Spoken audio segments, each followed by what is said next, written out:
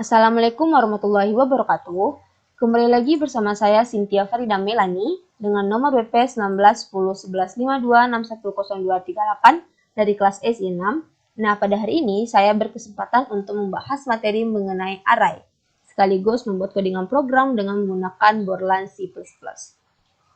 Nah, apa yang dimaksud dengan array? Array itu ialah tipe terstruktur yang terdiri dari sejumlah komponen-komponen yang mempunyai tipe yang sama. Array mempunyai banyak komponen yang jumlahnya tetap. Jumlah komponen suatu array ditunjukkan oleh suatu indeks untuk membedakan variabel yang satu dengan variabel yang lainnya. Kemudian, array ini terdiri dari yang pertama ada array berdimensi 1, di mana strukturnya dimulai dari tipe data, lalu diikuti dengan nama variabel, lalu dalam kurung ukuran. Nah, tipe data di sini maksudnya adalah tipe data yang sedang digunakan, baik itu char, integer, float, maupun double float. Kemudian ada nama variabel, kemudian dalam kurung ukuran. Nah, ukuran ini yaitu digunakan untuk menyatakan jumlah maksimum dari elemen array. Contoh pendeklarasian array, di mana di sini contohnya ada float, yaitu tipe data elemen array, nil underscore akhir inilah nama dari variabel, kemudian dalam kurung 6 ini adalah jumlah elemen array. Nah, biasanya dalam array itu jumlah elemen array-nya itu selalu dihitung dengan indeks yang dimulai dari 0.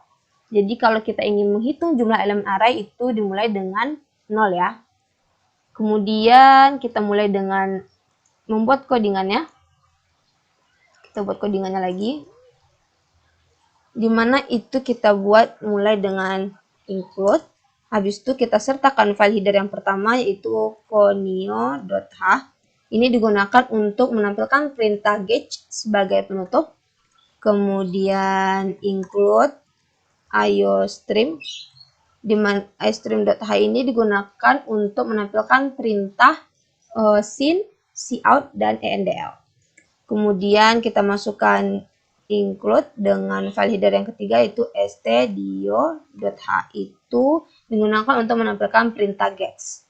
Kemudian kita mulai dengan main. Kita masukkan pernyataannya dimulai dengan tipe data, di mana tipe data yang kita gunakan adalah char atau karakter, diikuti dengan nama variabel yaitu nama. Kemudian kita masukkan jumlah maksimum dari elemen array, yaitu di sini ada 10. Kemudian kita masukkan panjang maksimum atau panjang karakter dari si variabel nama, yaitu di sini adalah 20. Kemudian kita masukkan variabel yang kedua ada nib. Kita buat bersambung karena dia mempunyai tipe data yang sama dengan nama, yaitu char. Jadi kita bikinnya satu aja ya. Kemudian nib ini kita masukkan jumlah maksimum elemen array-nya ada 10. Kemudian kita masukkan panjang karakter dari variabel nib yaitu juga 10. Oke. Sudah, kemudian kita lanjutkan dengan A. Kita masukkan tipe data yang kedua ada integer A, jp. Nah, integer A ini adalah syarat dari pengulangan ya, pengulangan for, karena di sini kita pakai pengulangan for. Kemudian jp itu adalah singkatan dari jumlah pegawai. Kemudian A sama dengan 1. Berarti nanti pengulangan kita itu akan dimulai dengan 1, karena ini adalah inisialisasi untuk memberikan nilai awal pada pengulangan for. Kemudian kita cout untuk menampilkan kalimat pertama yaitu masukkan jumlah pegawai.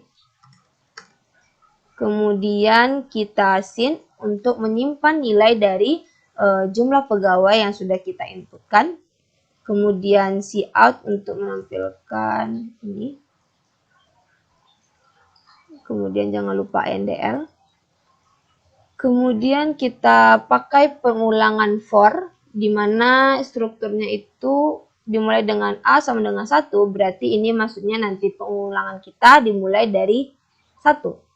Kemudian lanjut dengan A kecil sama dengan JP, berarti nanti itu tuh syarat pengulangan kita itu dimulai dengan 1 dan berakhir sampai dengan jumlah pegawai. Jadi kalau misalnya kita jumlah pegawai kita masukkan 3, berarti nanti syarat pengulangannya itu dari 1 sampai 3. Jadi 3 kali pengulangannya yang terjadi.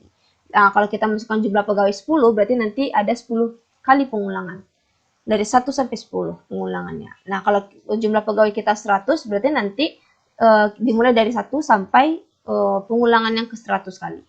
Kemudian A++ itu adalah berarti pengulangan kita itu bersifat bertambah. Kemudian kita masukkan pernyataannya. Cout kita tampilkan input nama pegawai. Kemudian gets ini berfungsi untuk menyimpan nilai dari tipe karakter char. Jadi kan variabel kita nama, berarti kan nama ini tipe karakternya char, berarti itu disimpan dengan perintah gets. Kemudian diikuti dengan ini, variabel nama itu diikuti dengan kurung A, kurung yang terdapat huruf A, karena ini sebagai penahan hasil dari pengulangan yang terjadi.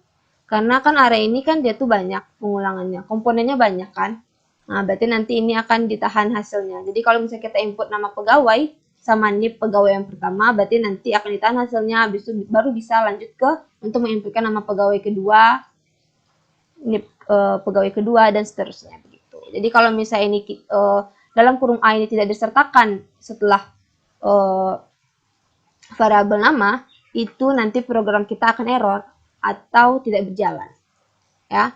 Kemudian kita cout untuk menampilkan kalimat kedua, yaitu input nip. Kemudian kita gets lagi untuk menyimpan nilai dari sinip yang tipe datanya itu adalah karakter. Kemudian nip ini kita sertakan dengan A ya untuk penahan hasilnya. Kalau tidak ada berarti nanti program kita akan error. Kemudian cout untuk menampilkan ini. Kita samakan sama yang di atas. Oke. NDL. Kemudian kita tutup. Kemudian kita buat lagi perulangan kedua. Ini for A sama dengan 1 berarti nanti pengulangan kita dimulai dari 1 ya. Kemudian A kecil sama dengan JP. Berarti itu nanti sesuai dengan JP, jumlah pegawai yang diinputkan. Habis itu A++ itu berarti nanti perulangan kita itu bersifat bertambah. Kemudian kita masukkan pernyataannya di mana cout untuk menampilkan pegawai ke. Habis itu kita ini NDL, kemudian cout untuk menampilkan nama pegawai. Ini kita bisa lihat untuk menampilkan nama pegawai berarti data yang diambil itu dari nama diikuti dengan A, kemudian ada NDL. Kemudian kita untuk menampilkan nip ya. Nip berarti itu datanya nanti diambil dari variabel nip diikuti dengan A. Kemudian kemudian cout untuk menampilkan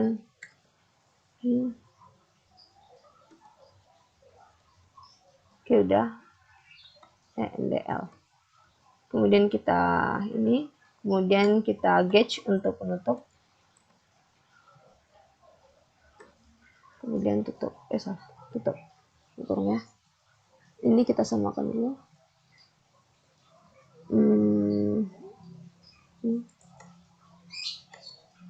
Terapi ini juga.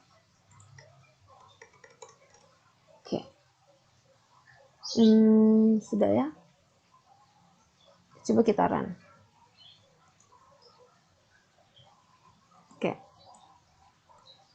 masukkan jumlah pegawai. Misalnya jumlah pegawai kita ada 3. Nah, input nama pegawai yang pertama, kita input nama Lisa. Kemudian NIP itu panjang karakter ada 10, berarti kita isikan. Panjang maksimum karakter ya 10. Kalau kurang dari 10 juga nggak apa-apa. Masukkan misalnya 11, 1, 2, 3, 5, 6, 1.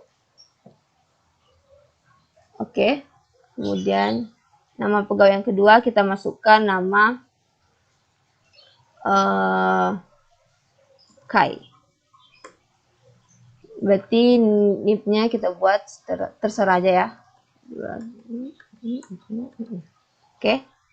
Kita masukkan nama pegawai yang ketiga, kita masukkan nama Mark. Kemudian NIP-nya itu ada Oke. Sudah? Dah, ini dia.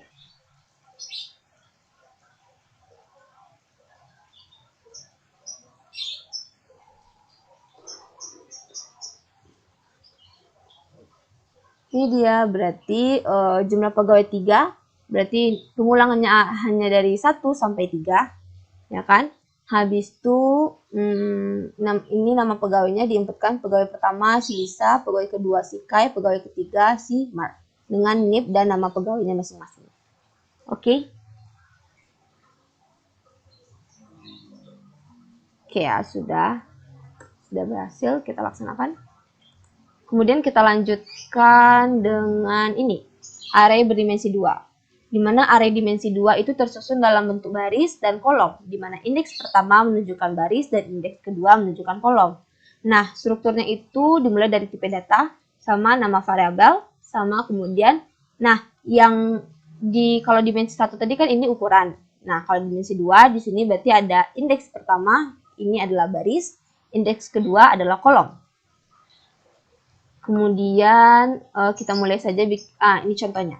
Integer ini adalah tipe data elemen array, data underscore jual adalah nama array, kemudian di sini dalam kurung 3 ini adalah jumlah baris, dan dalam kurung 3 lagi ini adalah jumlah kolom. Nah, mari kita buat programnya. Ini sama ya, ini kita hapus dari sini aja. Oke. Kita masukkan tipe data yang pertama atau char atau karakter, kemudian nama variabelnya nama, kemudian kita masukkan indeks pertamanya. Sini 2 berarti ada 2 baris. 2 baris berarti ini 2 baris kan? Ini baris 0. Kenapa baris 0? Karena array itu hitungannya dimulai dari 0.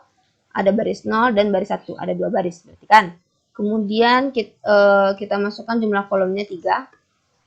Ini berarti ini kolom 0, ini kolom 1, ini kolom 2. Kemudian kita masukkan panjang maksimum karakter. Panjang maksimum dari variabel nama. Habis itu kita masukkan 10 panjangnya ya. Kemudian kita buat sama dengan kurung Pak di sini untuk Pak ini terletak di baris 0, kolom 0. Kemudian Bu ini terletak di baris 0 tapi kolom 1. Kemudian kita masukkan Mas ini terletak di baris 0, kolom 2. Kemudian kita buat kurung lagi. Oke. Kemudian kita samakan letaknya. Oke. Kemudian kita buat di sini Andi. Berarti di sini Andi ini terletak di baris 1, kolom 0. Baris 1, kolom 0. Kemudian ini kita buat Budi. Ini berarti Budi ini terletak di baris 1, kolom 1. Kemudian kita buat sini Charlie, di mana Charlie ini terletak di baris 2, kolom baris 2 kolom 0 1 2. Baris 1 kolom 2. Sorry ya, baris 1 kolom 2. Kemudian kita tutup. Oke, kita lakukan perintah clear screen, di mana ini berfungsi untuk membersihkan tampilan layar. Kemudian lanjut kita tampilkan share. Kita ingin menampilkan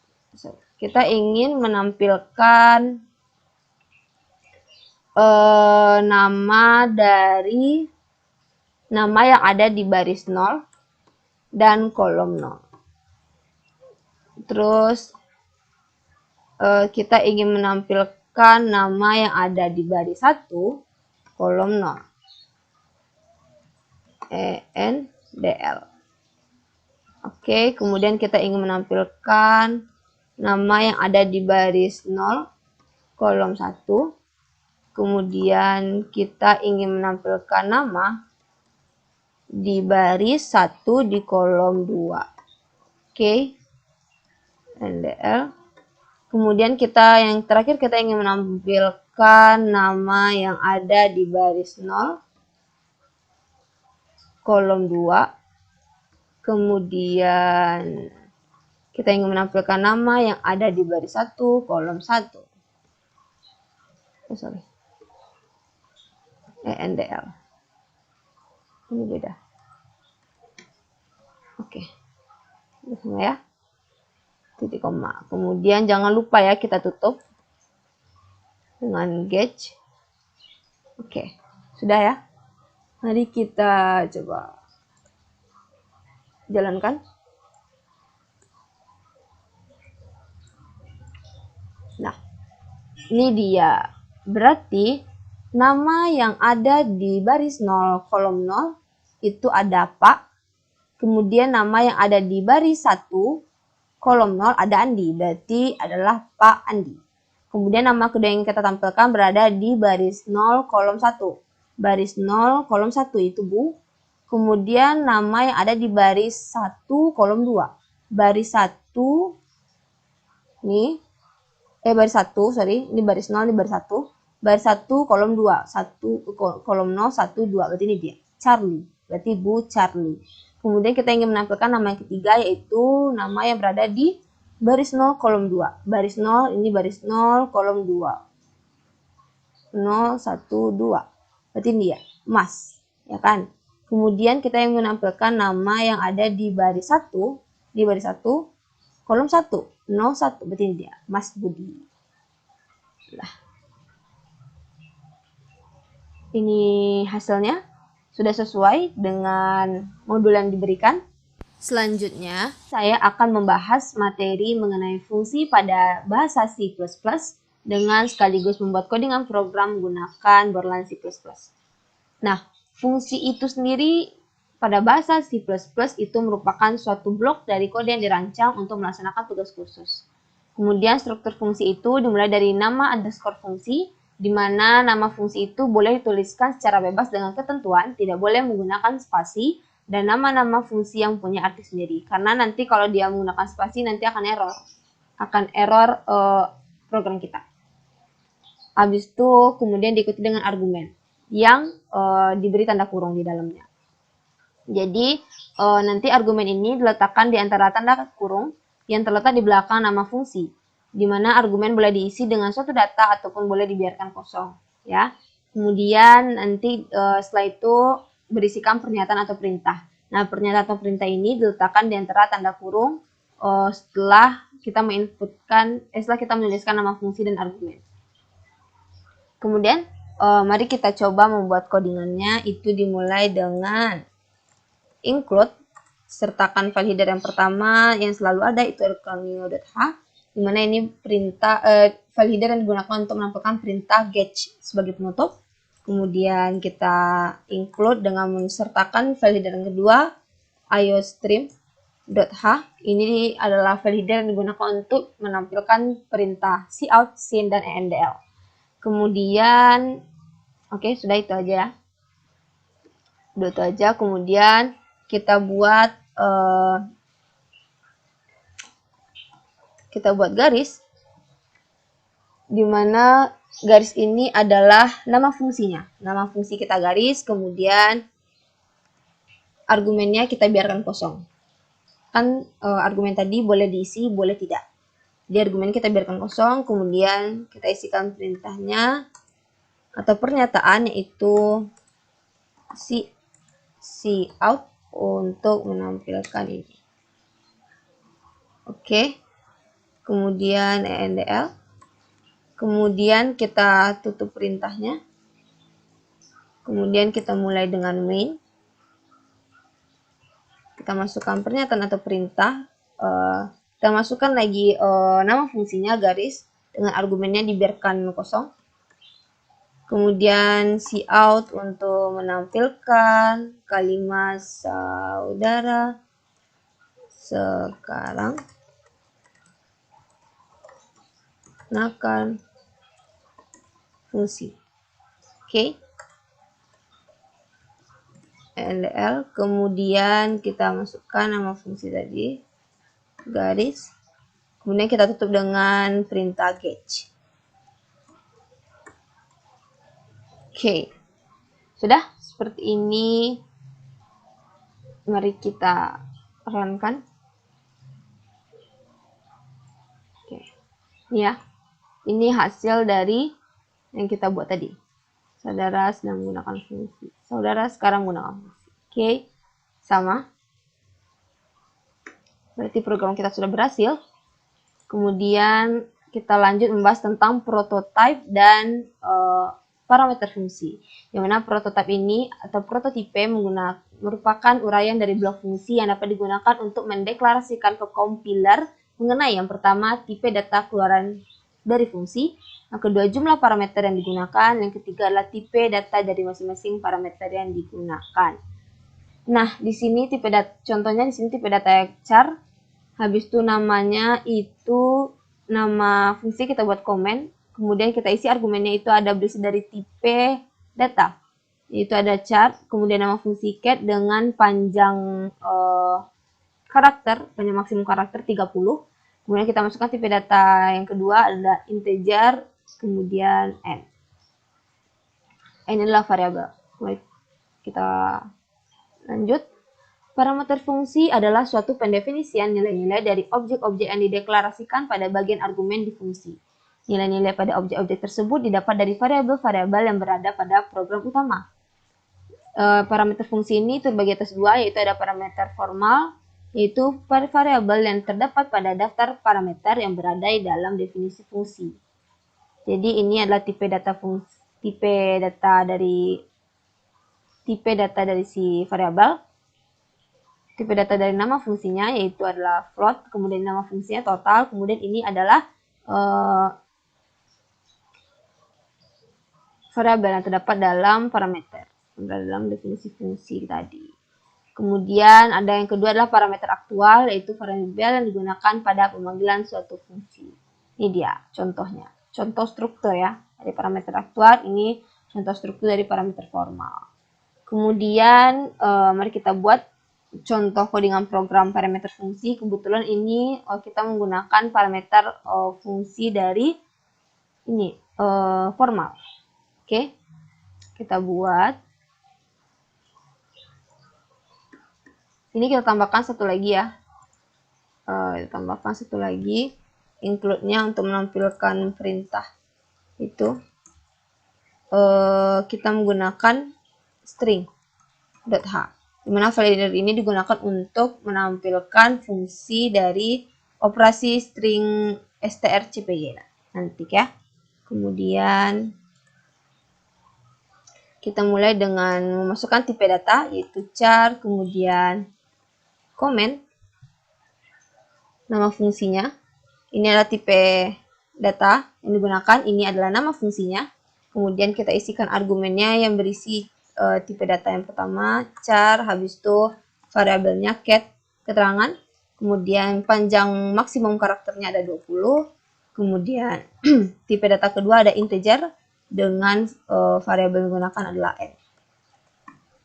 Kemudian kita mulai dengan main, kita isi pernyataannya yaitu masukkan tipe data, Ada char, kemudian variabel lagi, kemudian C dalam kurung 30. Habis itu kita masukkan integer, tipe datanya dengan variabel nilai. Oke, atas. Atas ini adalah label ya, karena itu ya label. Karena label itu pada video pembahasan sebelumnya, label itu adalah ditandai dengan titik 2. Jadi setelah nama variabel, setelah nama habis titik 2, berarti itu adalah label ya. Kemudian kita buat pernyataannya, perintahnya, di mana ada cout, itu digunakan untuk menampilkan kalimat masukkan nilai, oke. Kemudian kita gunakan sin untuk menyimpan nilai tersebut, oke. Kemudian komen,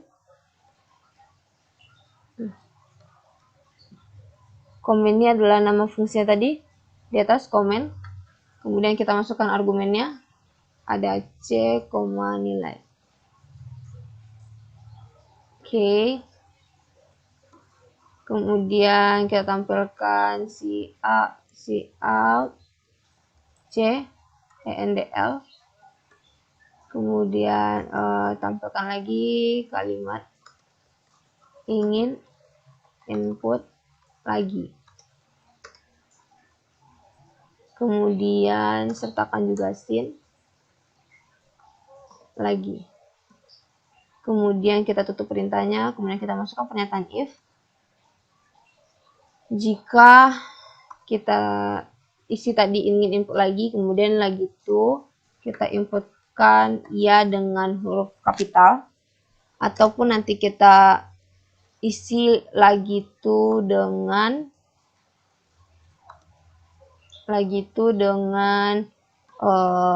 huruf Y kecil, itu bisa aja ya.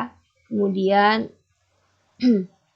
ini, kemudian kita goto atas, goto diikut dengan label tadi yang kita masukkan atas. Ini ya labelnya, berarti goto atas. Jadi kalau misalnya kita ingin kita udah masukkan nilai, kemudian kita ingin input lagi, kita klik ya, baik itu huruf kecil maupun itu huruf gede, huruf besar atau huruf kecil, itu nanti akan melakukan pengulangan seperti itu. Akan balik lagi ke perintah atas. Goto berarti kembali dia ke label, berarti nanti dia akan mulai prosesnya lagi.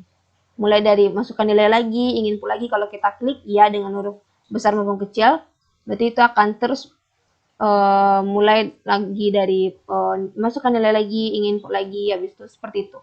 Terus. Ya, kemudian kita tutup dengan else, dengan perintah get juga. Oke. Habis itu kita buat lagi char. Kemudian komen. Tipe datanya char, habis itu nama fungsinya komen. Kemudian kita buat tipe datanya char, keterangan dengan panjang karakter maksimum 30. Kemudian tipe data kedua integer dengan variabelnya n.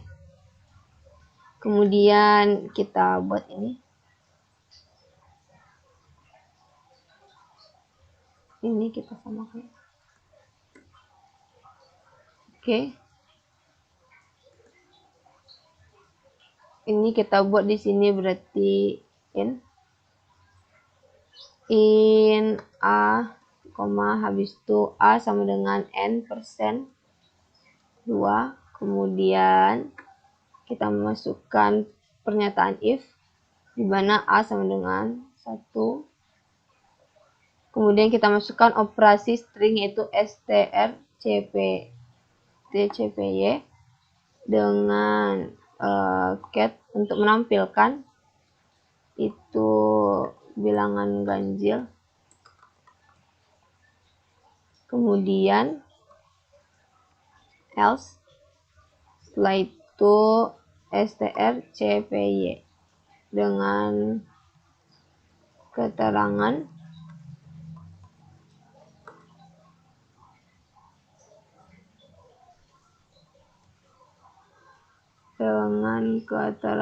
bilangan genap. Oke, kita sertakan dengan ini.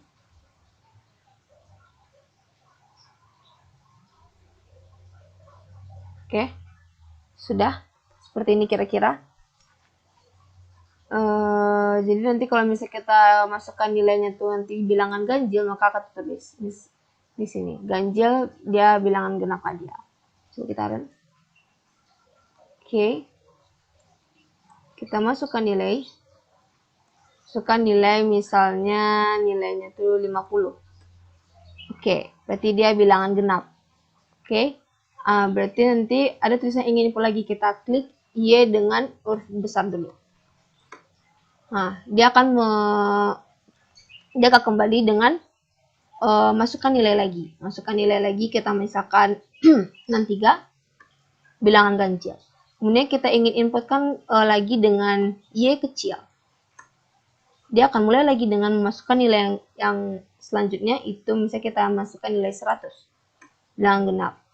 Kemudian kalau kita klik T atau tidak, maupun T kecil atau T besar itu sama, dia akan berhenti sampai sana aja. Kalau kita klik Y, kalau kita ketik Y, baik itu huruf besar maupun huruf kecil, maka itu akan terus mengulang sampai nanti kita ingin input lagi itu dengan huruf T, baik itu huruf besar maupun huruf kecil, maka nanti programnya akan berhenti. Oke, sudah. Selanjutnya kita membahas tentang fungsi pengembali nilai atau return, di mana digunakan untuk mengirimkan nilai atau nilai dari suatu fungsi kepada fungsi lain yang memanggilnya. Nah, pernyataan return ini diikuti oleh argumen berupa nilai yang akan dikirimkan. Syarat utama dalam pembuatan fungsi return adalah nama fungsi yang dapat mengembalikan nilai, dikarenakan nilai dari hasil parameter formal akan disimpan pada nama fungsi. Oke. Kemudian kita coba buat codingan programnya ya. Ini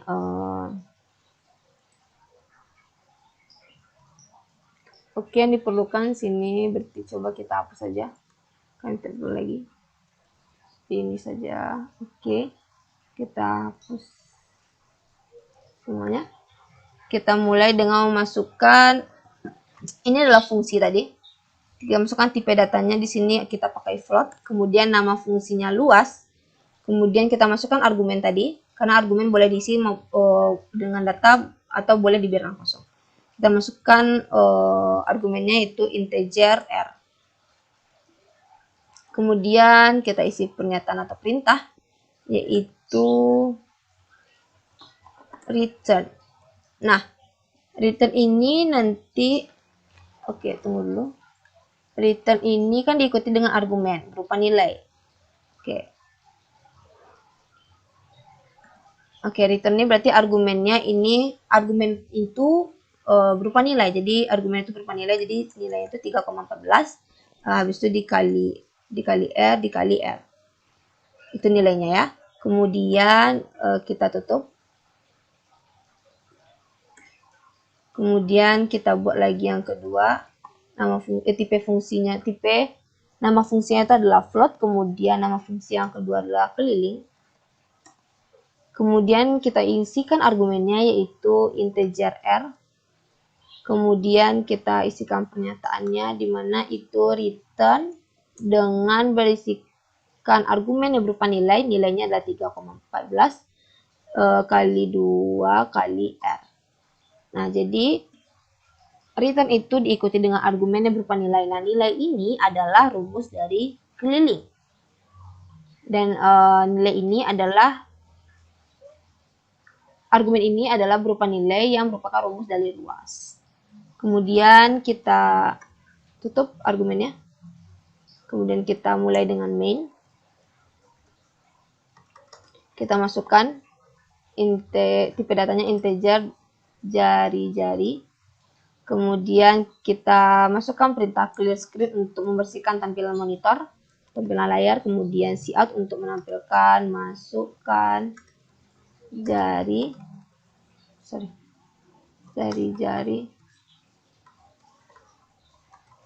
lingkaran. Oke. Kemudian kita sin untuk menyimpan nilainya. Sin jari-jari. Menyimpan nilai dari jari-jari lingkaran yang kita inputkan. Kemudian cout untuk menampilkan kalimat kedua, itu adalah luas lingkaran. Berarti ini adalah argumen berupa nilai dari rumus luas lingkaran. Ini adalah argumen yang berupa nilai dari rumus keliling lingkaran. Oke. Dimana nanti return ini dia akan mengembalikan nilai ini kepada nama fungsi untuk disimpan di sini. Kemudian luas lingkaran tadi kita masukkan, habis itu luas jari-jari. Karena tadi rumus luas itu ada jari-jarinya ya, maka kita sertakan juga jari-jari. Kemudian endl. Kemudian cout untuk menampilkan kalimat ketiga, yaitu keliling lingkaran. Habis itu kita sini keliling disertakan dengan jari-jari juga ya rumusnya. Kita sertakan juga jari-jari dalam penulisan programnya. ndl. Kemudian kita tutup gauge. Kemudian kita tutup pernyataannya secara keseluruhan. Oke. Ini kita samakan jari-jarinya. Ini. Oke. Sudah, kita coba runkan.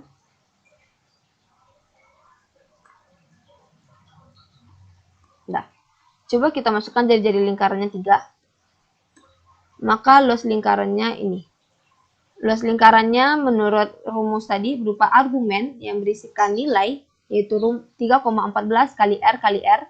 Dan 3,14 dikali dengan jari-jarinya, yaitu 3 dikali dengan 3. Kemudian muncullah ini luas lingkarannya, 28.26.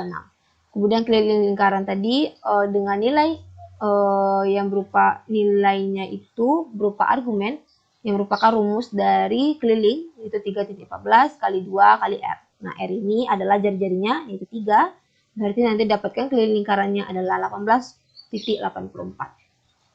Oke. Sudah selesai? Oke, sudah selesai ya. Yang terakhir, saya akan membahas materi mengenai struktur pada bahasa C++, sekaligus membuat codingan program dengan menggunakan Borland C++. Oke. Struktur pada bahasa C++ itu digunakan untuk mengelompokkan sejumlah data yang mempunyai tipe data yang berbeda. Variabel-variabel yang membentuk sebuah struktur itu dinamakan dengan elemen struktur. Kemudian ini adalah deklarasi struktur. Ini adalah codingan program secara umum dari struktur tersebut. Ini dimulai dengan struk, disertakan dengan nama tipe struktur, kemudian kita masukkan pernyataan atau perintah, yaitu elemen struktur. Atau boleh juga kita menggunakan yang ini, codingan program kedua dari struktur, yang dimulai dengan struk, kemudian kita masukkan elemen struktur, nanti baru terakhirnya kita masukkan nama dari tipe struktur. Kemudian mari kita coba langsung ya gimana sih codingan struktur itu sendiri. Oke, mari kita coba. Dimulai dengan kita buat include. Kita masukkan file header yang pertama, conio.h. Digunakan untuk menampilkan perintah dari gauge sebagai penutup. Kemudian include yang kedua, yaitu iostream.h. Itu digunakan untuk menampilkan perintah cout, sin, dan endl. Kemudian kita masukkan include dengan file header stdio.h untuk menampilkan perintah gets. Kemudian kita buat main. Kita buat dengan main dulu. Kemudian baru kita buat struknya. Struk, habis itu struktur dari Oke, kita buat elemen strukturnya terdiri dari yang pertama ada tipe data pertama atau char, kemudian nama variabelnya yaitu name dengan panjang maksimum karakter 20. Kemudian kita masukkan tipe data yang kedua itu nama, kemudian panjang karakter maksimal karakternya itu adalah 20 juga. Kemudian ada juga tipe data ketiga integer dari variabel nilai. Kemudian kita tutup dengan nama tipe struktur, yaitu ini adalah struktur dari mahasiswa. Kemudian kita tampilkan perintah cout untuk menampilkan kalimat masukkan name. Kemudian gets ini untuk menyimpan nilai dari name yang kita sudah masukkan, yaitu mahasiswa dot name. Nah, kenapa ada kata-kata mahasiswa, kenapa tidak langsung gets name? Karena ini name ini kalau kita ingin menyimpan nilai dari name yang sudah kita inputkan, name ini kan termasuk dari elemen struktur mahasiswa. Jadi kalau untuk menyimpan nilai dalam struktur itu penulisannya itu gets. Ini untuk yang karakter ya, gets. Kalau integer itu nanti pakai sin. Berarti ini karena ini tipe datanya karakter name, berarti kita masukkan perintah gets. Habis itu kita masukkan strukturnya dulu. Struktur apa name itu? Berarti ini struktur mahasiswa. Berarti kita masukkan strukturnya mahasiswa. Habis itu kita masukkan apa yang kita inputkan tadi, namanya name berarti. Kemudian kita cout lagi untuk menampilkan kalimat masukkan nama mahasiswa. Kemudian, untuk menyimpannya tadi sama yang name. Kita masukkan gets, habis itu kita masukkan nama strukturnya terlebih dahulu, yaitu mahasiswa. Kemudian kita masukkan nama variabelnya, nama. Sesuai yang kita inputkan tadi ya. Kalau nama, ya nama variabelnya nama. Oke, habis itu cout untuk menampilkan kalimat ketiga, yaitu masukkan nilai akhir. Kemudian untuk menyimpannya kita pakai sin karena dia itu tipe data dari variabel nilai ini adalah integer. Jadi kalau misalnya dia karakter itu menyimpannya dengan perintah gets, kalau misalnya kalau integer dia disimpan dengan perintah sin. Kemudian sin kita masukkan nama strukturnya mahasiswa dot dengan nama variabelnya itu nilai. Kemudian titik koma. Oke, kita cout untuk menampilkan ini. Habis itu jangan lupa ya endl. Habis itu kita cout lagi untuk menampilkan name. Name itu kita dapat dari mana? Dari struktur, buat dulu strukturnya mahasiswa.name gitu. endl. Kemudian cout lagi untuk menampilkan nama mahasiswa.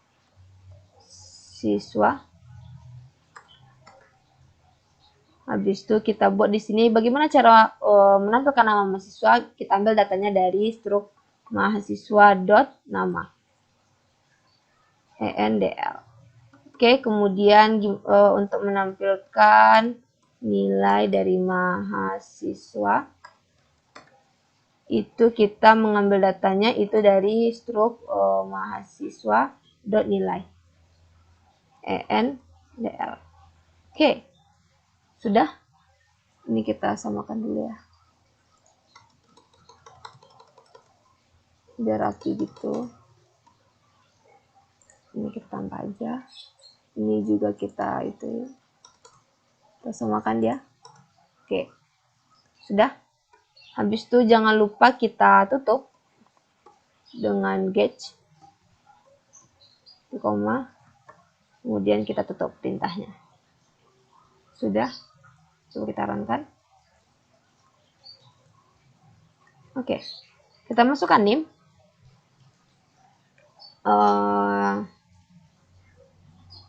Anggap ini ya. Oke, segini ya. Tambah deh. Oke, segini name-nya. Habis itu kita masukkan nama mahasiswanya. Anggap nama mahasiswanya itu adalah Jenny. Kita masukkan nilai akhirnya yaitu ada 80. Maka dia akan tertulis di sini.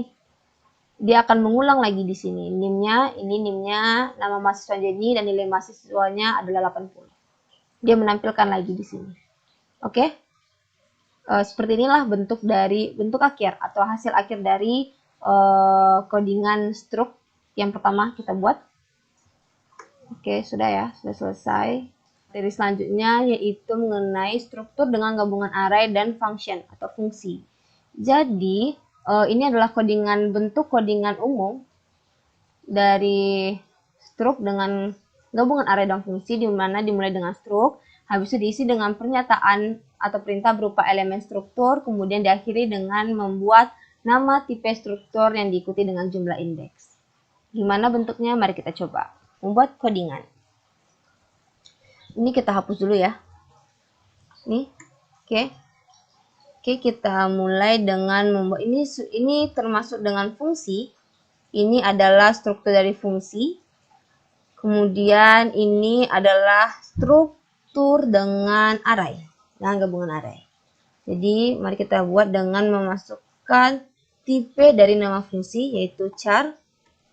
Kemudian habis itu kita masukkan nama fungsinya yaitu cat atau keterangan. Kemudian argumen yang kita isi dengan data berupa tipe variabel yaitu float dan nama variabel n. Kemudian kita masukkan tipe dari nama fungsi kedua char, kemudian keterangan, habis itu argumennya float n.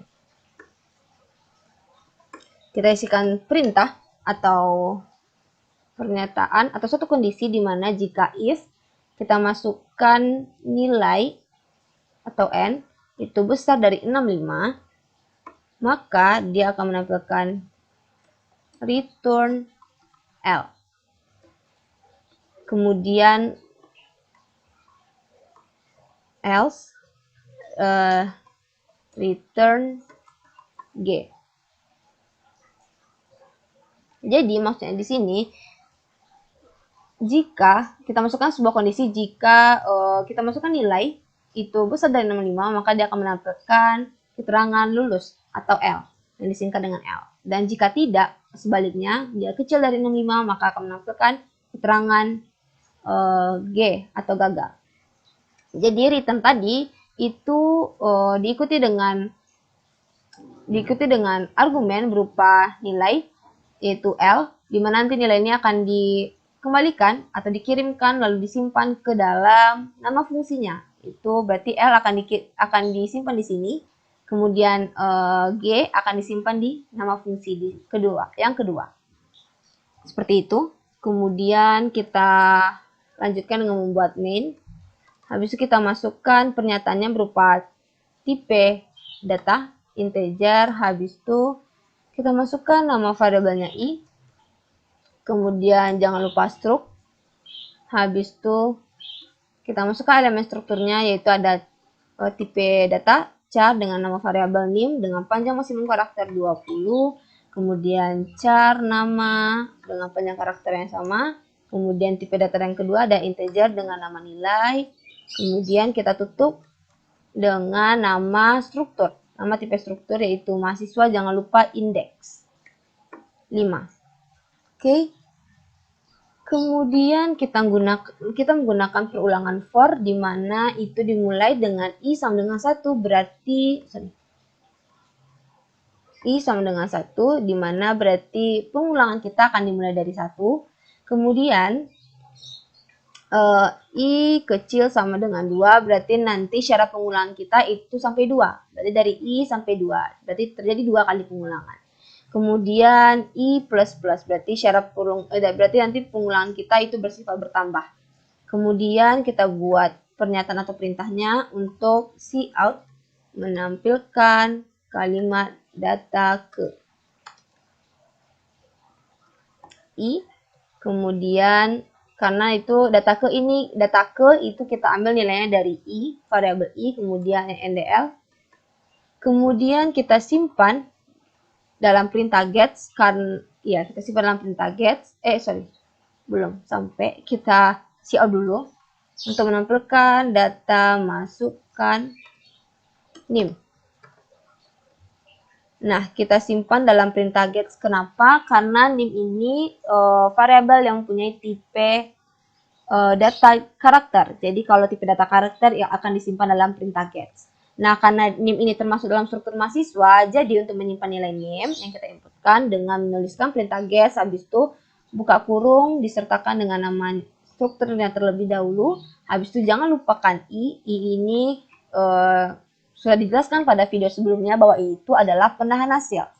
Karena kita menggunakan array yang notabene itu mempunyai komponen yang banyak dengan tipe data yang sama, jadi ini berfungsi untuk menahan hasil dari nilai yang sudah kita inputkan.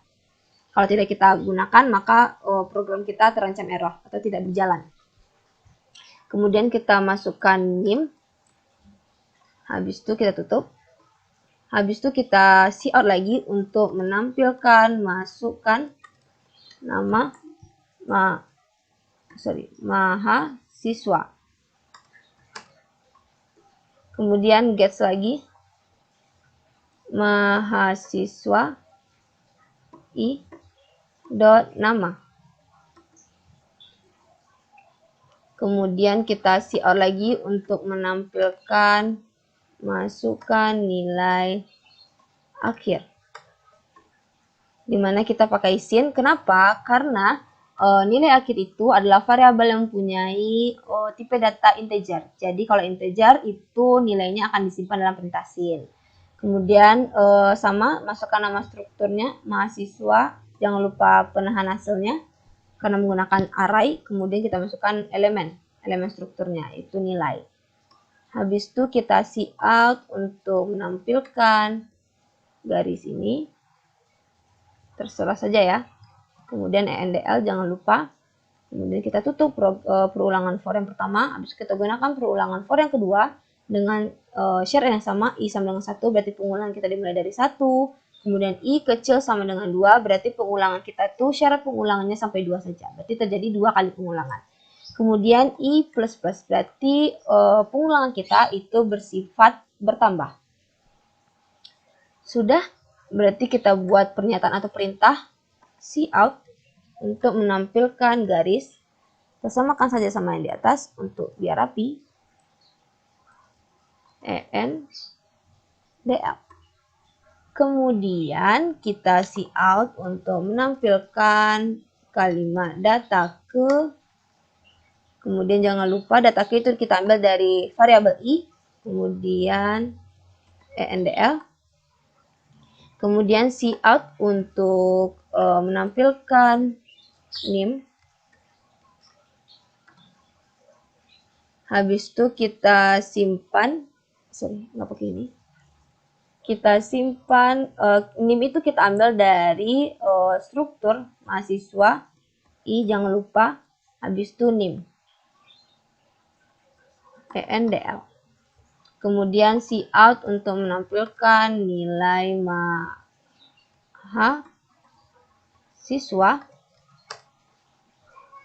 Itu kita ambil dari struktur mahasiswa I dot nama. Ini untuk nama ya, bukan nilai. Nama mahasiswa. Nama, habis itu endl. Kemudian cout untuk menampilkan nilai mahasiswa. Nilai mahasiswa.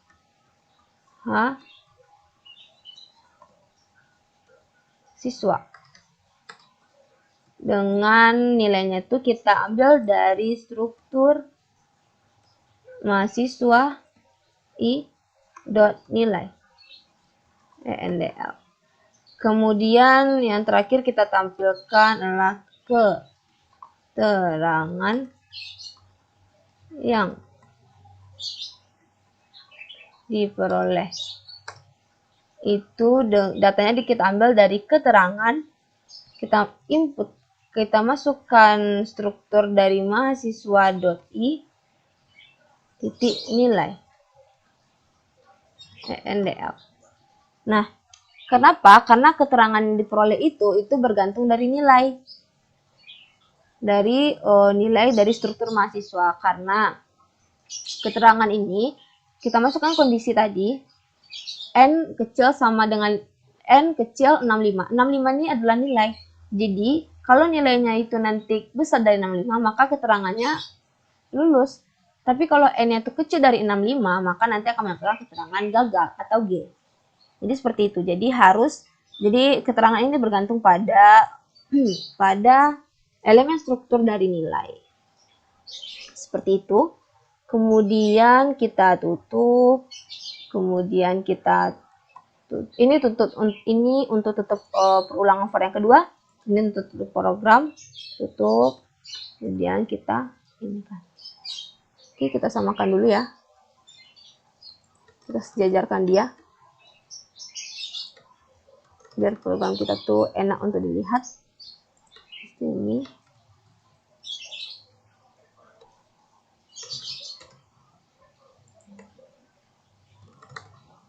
Oke.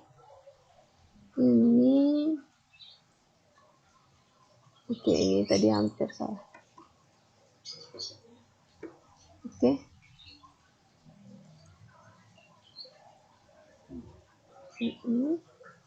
Ini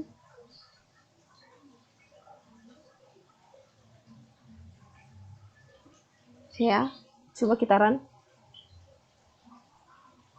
Ini kita run.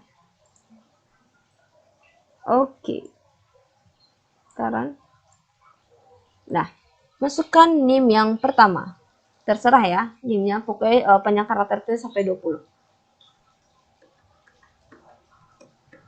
Oke, masukkan nama mahasiswa. Nama mahasiswa kita masukkan di sini adalah